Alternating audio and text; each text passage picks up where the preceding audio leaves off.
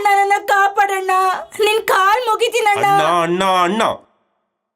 ಆವತ್ತಿನ ದ್ರೌಪದಿ ಕಾಲದಿಂದ ಇಲ್ಲಿವರೆಗೂ ಅಣ್ಣ ಎರಡು ಕೈಗಳನ್ನು ಮೇಲೆತ್ತಿ ಅಣ್ಣ ನನ್ನ ಕಾಪಾಡು ಅಂತೇಳಿ ಕೇಳ್ಕೊಳ್ಳೋದಕ್ಕಲ್ಲ ನಮ್ ಕೈಗಳಿರೋದು. ಬಾರೇ ಅಂತೇಳಿ ಕರೆಯೋದಕ್ಕೆ ಮಕದ ಮೇಲೆ ಕೊಡಕ್ಕೆ ಈ ಕೈಗಳಿರೋದು. ಕೈಗಳಿರೋದು ದೊರೆಗಳ ಕಾಲ್ಗಳು ಹೊತ್ತಕ್ಕಲ್ಲ, ಕೈಗಳನ್ನ ಬಿಗಿಸ್ಬಿಟ್ಟು ಅವ್ರ ಗುಂಡೆಯಲ್ಲಿ ಹೊಡೆಯಕ್ಕೆ, ಸಾಯಿಸಕ್ಕೆ. ನಿನಗೆ ಹಲ್ಲುಗಳಿರೋದು ಊಟ ಮಾಡೋದಕ್ಕಲ್ಲ, ನಿನ್ನ ಮೇಲೆ ಕೈ ಹಾಕಿರೋ ಕುತ್ತಿಗೆಗಳನ್ನ ನರಕೋದಕ್ಕೆ, ಅವ್ರ ರಕ್ತನ ಕುಡಿಯೋದಕ್ಕೆ. ನಿನಗೆ ಕಾಲಿರೋದು ನಡೆಯೋದಕ್ಕಲ್ಲ, ಎಗರಿ ಬಿಟ್ಟು ಅವ್ರ ಗುಂಡೆಯನ್ನು ಒಡೆಯೋದಕ್ಕೆ.